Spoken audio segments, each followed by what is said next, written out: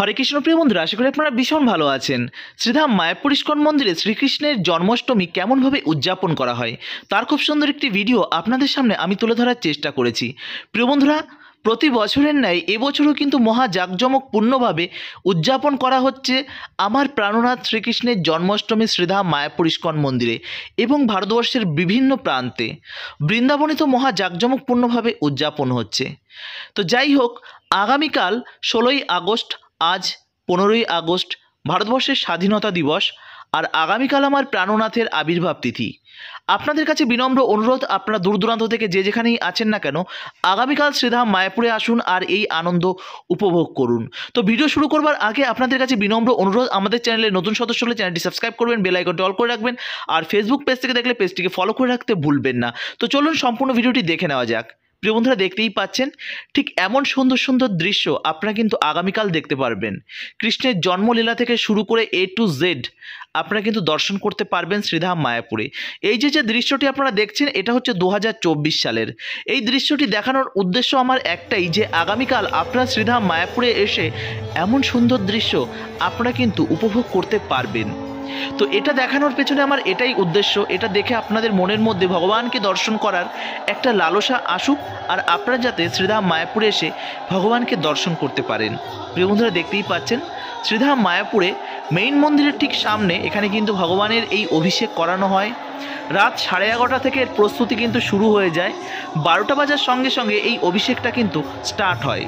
তো আগামীকালেরও লাইভ দর্শন আপনাদের আমি করাবো। তো আজ আপনাদের দেখাচ্ছি, এটা আপনারা দর্শন করুন, তাহলে আপনারা বুঝতে পারবেন যে আগামীকাল আপনারা কি দুর্লভ দৃশ্য আপনারা উপভোগ করতে চলেছেন। ভিডিওটি বেশি বেশি করে শেয়ার করার অনুরোধ রইল, যাতে এই দৃশ্য প্রত্যেকে দেখে শ্রীধাম মায়াপুরে আসে এবং ভগবানকে দর্শন করেন। তবে অনেকেই আছেন তার বাড়িতে গোপাল রয়েছে, তারা হয়তো আসতে পারবেন না। তো সেটা আপনার ব্যাপার, আপনি যদি গোপালের অভিষেক বাড়িতে বসে করাতে চান করাতে পারেন। কেমনভাবে করাতে হবে তার সুন্দর সুন্দর ভিডিও আপনারা ইউটিউবে পেয়ে যাবেন। তো তার সত্ত্বেও আমি তেমন কিছু বলছি না, তবে সেখান থেকে আপনারা জেনে নিতে পারেন, বিভিন্ন শাস্ত্রীয়ভাবে আপনারা জেনে নেবেন। আর বিভিন্ন মহারাজ রয়েছে, আপনার দীক্ষাগুরুর কাছ থেকেও জেনে নিতে পারেন, দীক্ষাগুরু শিক্ষাগুরু যেখান থেকে পারেন জেনে নিতে পারেন। আপনার মন গড়া কাহিনী নিয়ে কিন্তু শ্রীকৃষ্ণের জন্ম যে তিথি আপনারা পালন করবেন, এটা কিন্তু করবেন না। ক্যাডবেরি, চকলেট, ধানাই ফানাই, কোল্ড ড্রিঙ্কস এইসব দিয়ে দয়া করে ভগবানকে অপমান করবেন না। তো প্রিয় বন্ধুরা, সম্পূর্ণ ভিডিওটি দর্শন করুন, আশা করি আপনাদের ভীষণ ভালো লাগবে।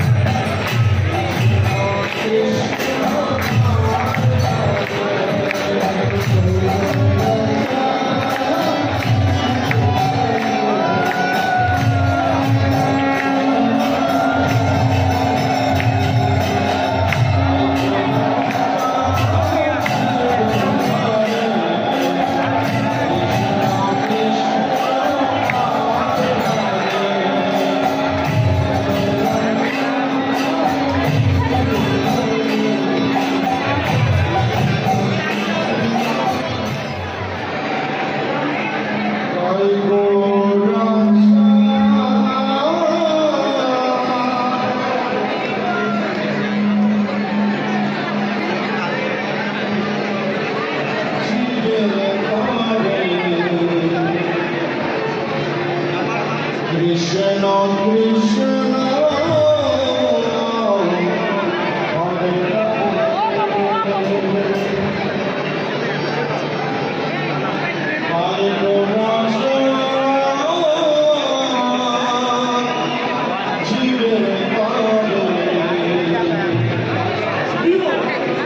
Krishna